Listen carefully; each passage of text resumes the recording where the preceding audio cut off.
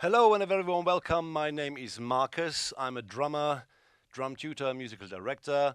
I've written a few books about drums and I have invented a method which I call Talkingboutdrums. In the following, you get an introduction to those videos. I'm going to mention a few things which are important to me. Also, when you go through the videos, you will hopefully remember what I have to say. The most important thing is that my method includes to combine the headline subjects, which essentially means we are looking at technique, rhythm, and independence. And my method combines all three of those subjects from the very beginning on. Any technical exercise will be accompanied by your legs, and I will make references to independence all along, which is very, very important, but it doesn't mean it's a quick fix. It means you learn it from scratch, and we are building your ability on a very broad base as opposed to focusing on one thing, technical stuff, for 2 years, which is essentially outdated. Number two, very important for you to understand, you are, as we speak, on the other end of this camera. So I have absolutely no influence as to what you do and how you do it. Therefore, I'm going to make that really brief, but I need you to know that there's a certain way to hold your sticks.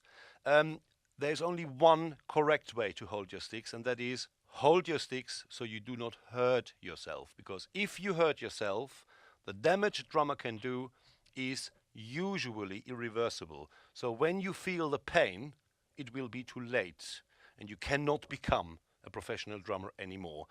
Counts for tennis players and golfers as well. It's a very physical instrument. So please let me introduce this very, very briefly.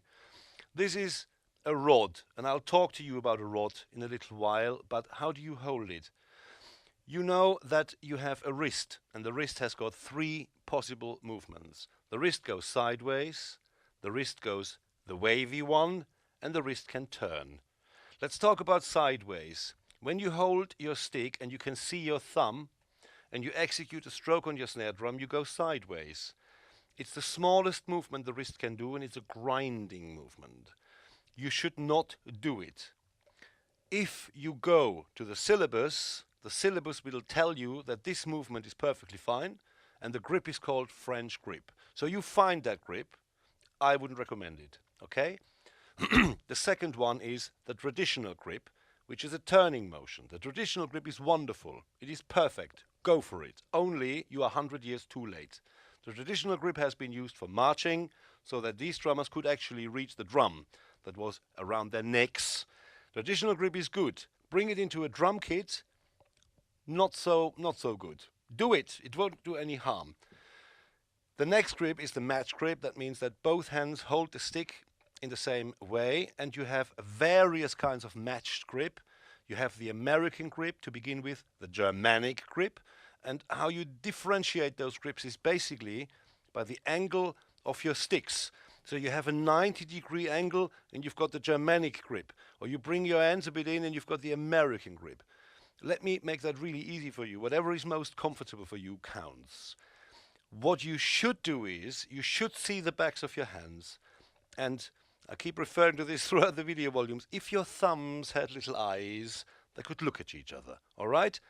Do not forget that, because the moment you turn out, you go into the grinder, which is not a good idea. Just keep your hands in a little bit. When I suggest this to students of mine, they end up like this. Of course you do not. You are totally comfortable. Being totally comfortable is another point. When you deal in drums, you are dealing in a physical instrument, and the physical instrument means you are dealing in balance, because you're using two pedals. Okay, and there will be times when I will ask you to lift both legs off the floor in order to operate your pedals. Now, you will find in the beginning that you either start leaning back or you start leaning forwards.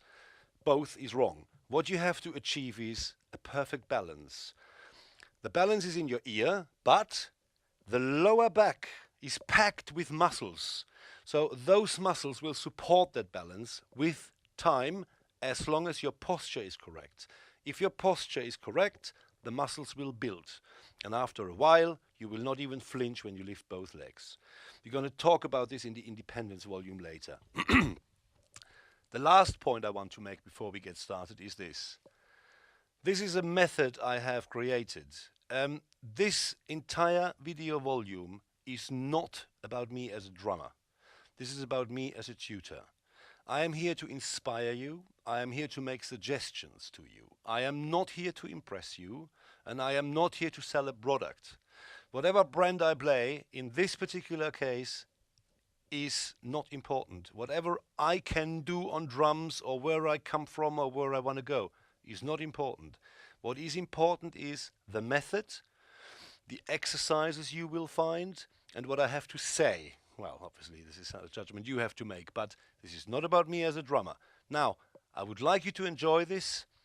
Go on the journey, have a good time. Email me if you have any questions. I'll be happy to answer your emails. And have a good time. Thank you very much. Bye.